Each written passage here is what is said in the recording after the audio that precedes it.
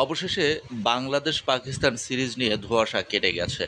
BCB শেষ পর্যন্ত পিসিবিকে অর্থাৎ পাকিস্তান ক্রিকেট বোর্ডকে প্রস্তাব দিয়েছে। সেই প্রস্তাবের মধ্যে ৩টি শর্ত রয়েছে। প্রথমত, বাংলাদেশ পাকিস্তান সিরিজ খেলতে যাবে সে ব্যাপারে কোনো সন্দেহ নেই। সে বিষয়টি তো আছেই, সেটা এনশিওর করা হয়েছে। সেই শর্তগুলোর মধ্যে প্রথম শর্ত যেটা, সেটা হচ্ছে যে ৫ ম্যাচের সিরিজ নয়, বাংলাদেশ ৩ ম্যাচের সিরিজ খেলতে চায়। অর্থাৎ পূর্ব নির্ধারিত ৫ ম্যাচের সিরিজ থেকে ২টো ম্যাচ বাদ দিয়ে ৩টা ম্যাচের সিরিজ খেলতে চায় বাংলাদেশ, এবং সেই সিরিজটা হতে হবে যেকোনো একটা ভেন্যুতে, অর্থাৎ এক ভেন্যুতেই সবগুলো ম্যাচ হতে হবে।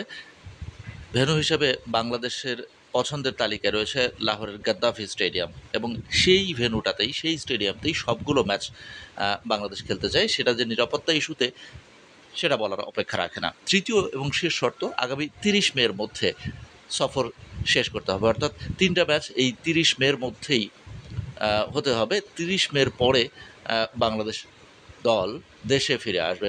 এরকম একটা শর্ত পাকিস্তানকে দেয়া হয়েছে, এবং বিসিবি থেকে, বাংলাদেশ ক্রিকেট বোর্ড থেকে আজকে অফিসিয়ালি সেটা ঘোষণা করা হয়েছে। আপনারা জানেন যে এই সিরিজটা নিয়ে বেশ কয়েকদিনই আলোচনা সমালোচনা চলছে, এবং শেষ পর্যন্ত যেটা সত্যি হলো, আমরা আগেই বলেছিলাম যে সিরিজের দৈর্ঘ্য কমাতে চায় বাংলাদেশ এবং দ্রুতই সফর শেষ করতে চায়।